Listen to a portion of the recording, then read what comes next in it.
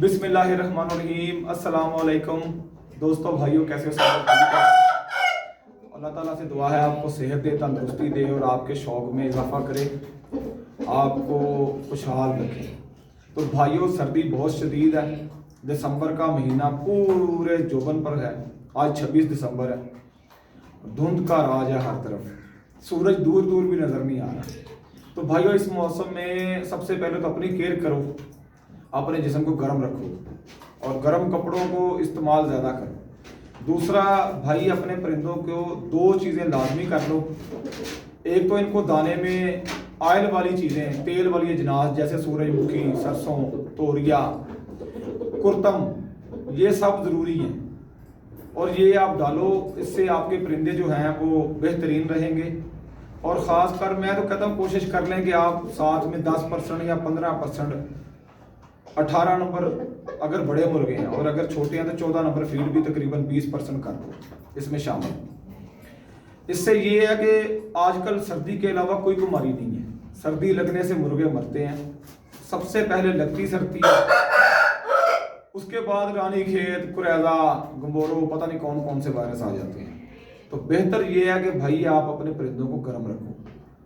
और गर्म रखने का ये है कि बिल्कुल हवा बंद, एयर टाइट भी ना कर दो कि परिंदे ही मर जाएं। हल्के फुल्के सुराख होने चाहिए खुडों में। और नीचे चावल का भूस या मोटा क्लीन, अब देखें मैंने चावल का भूस तो नहीं डाला हुआ, लेकिन मैंने दो क्लीन डाले हुए हैं, कारपेट डबल डाला हुआ है कि ज़मीन से इनको सर्दी पाँव से ना लगे और नमी ना हो। तो बस यही है कि बस दाना अच्छा डालो, हवा डायरेक्ट ना लगे तो परिंदे बच जाते हैं।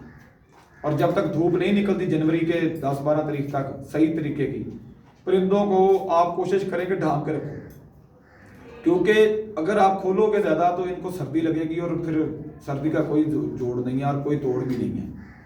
जिसको लग जाए फिर वो अल्लाह ही उसको ज़िंदगी दे तो बचता है, वरना चांस कम ही होता है। तो भाइयों, अपने परिंदों को बचाओ। और ब्रीडिंग सीज़न भी हर कुछ लोग जो हैं वो कुछ ख़ास मौसम में बच्चे लेते हैं, कुछ 12 महीने लेते हैं। इस माहौल में, इस मौसम में मेरी मादियाँ थाई जो हैं वो तो बहुत ज़्यादा अंडे दे रही हैं। तो मैंने तो ब्रीड शुरू करवाई हुई है। और ब्रीड करवाने के लिए आपके पास 3 चीज़ें लाजमी होनी चाहिए। पहले नंबर पे तो आपके पास जगह हो, दूसरा आपके पास इनक्यूबेटर, अंडे हैच करवाने वाली मशीन, और तीसरा ब्रूडर। हैचिंग से ज़्यादा ब्रूडिंग बेहतरीन ज़रूरी है। आप अगर ब्रूडर नहीं सही रखोगे तो बच्चे नहीं बचेंगे, आपका वक्त ज़ाया होगा, पैसे का ज़िया होगा, बच्चे निकलते रहेंगे, मरते रहेंगे।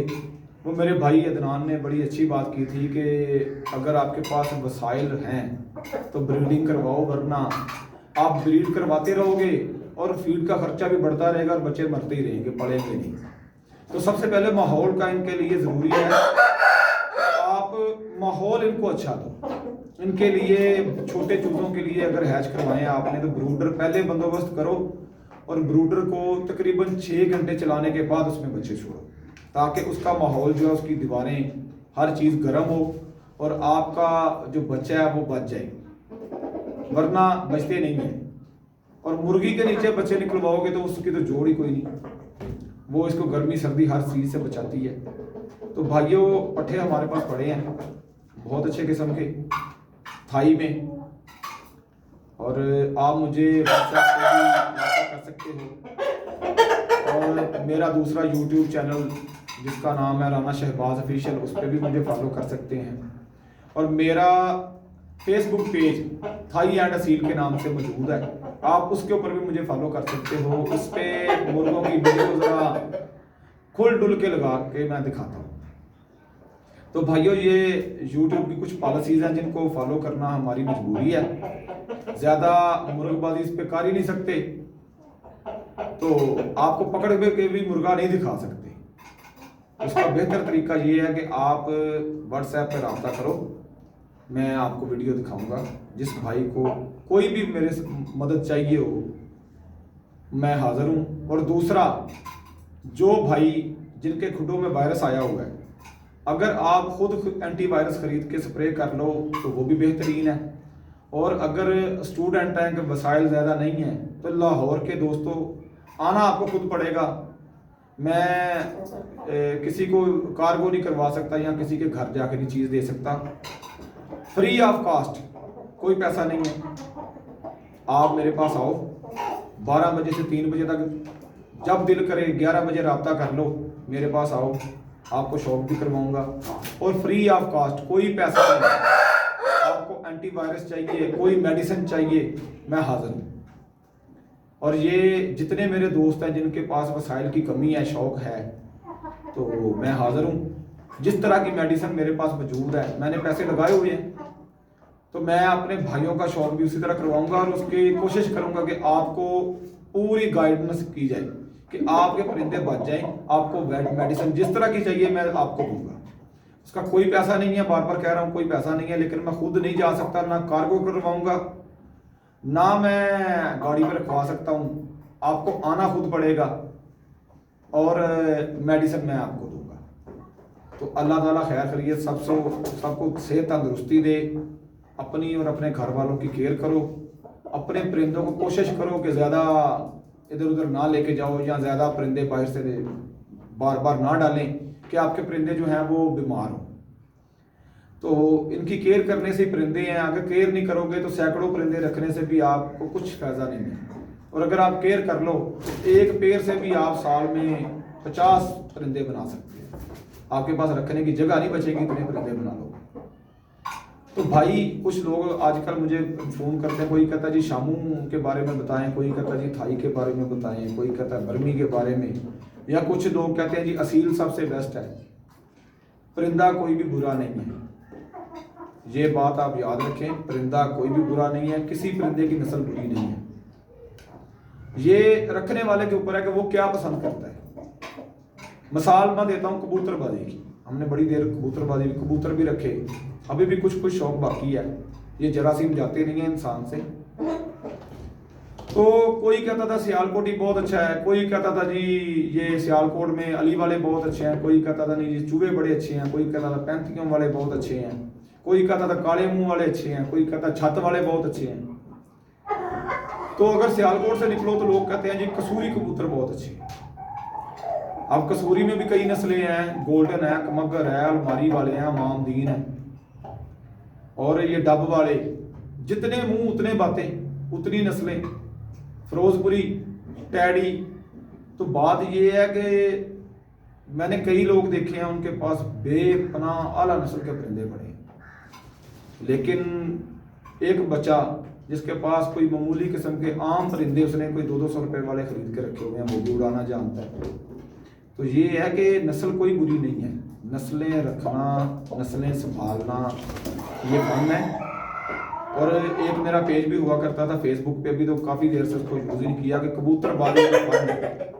इसी तरह मुर्गबाजी भी एक फन है।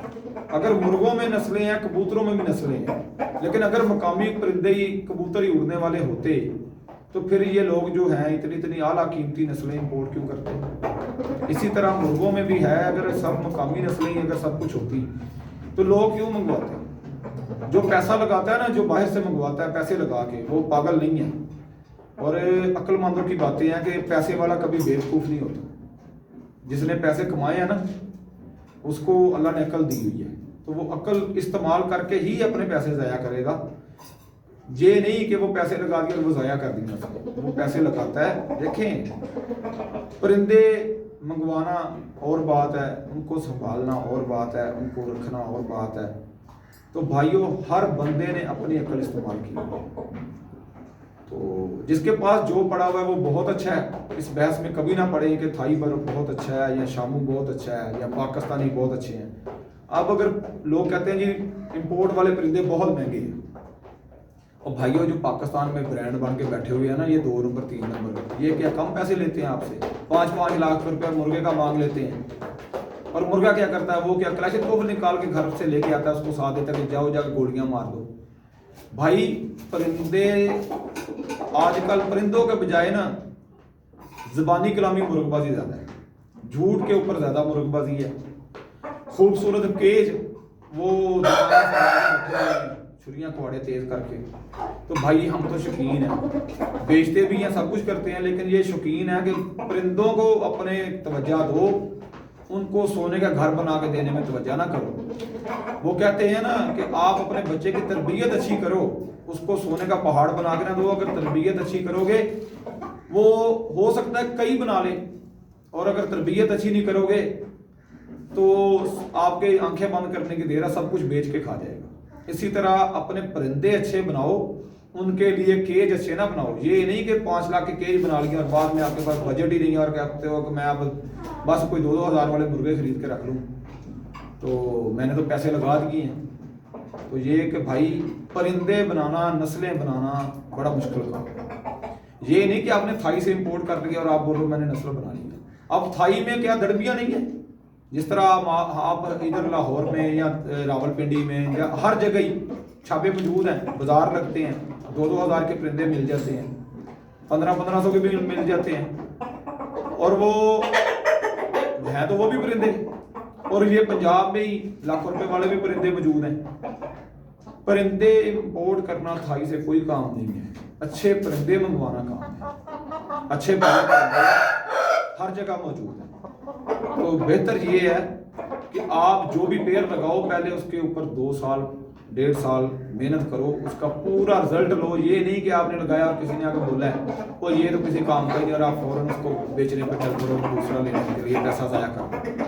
अपने परिंदों की केयर करो, उनको संभालो, उनके बच्चे लो, उनकी पूरी नस्ल को पहले परखो, फिर आगे की तरफ देखो। तो भाइयों, मैं तो इसी तरह की बातें करता हूँ और ये ना हो कि आप उकता जाओ, वीडियो ज़्यादा लंबी हो जाए। तो आज के लिए इजाज़त दें, बहुत शुक्रिया, अल्लाह हाफ़िज़।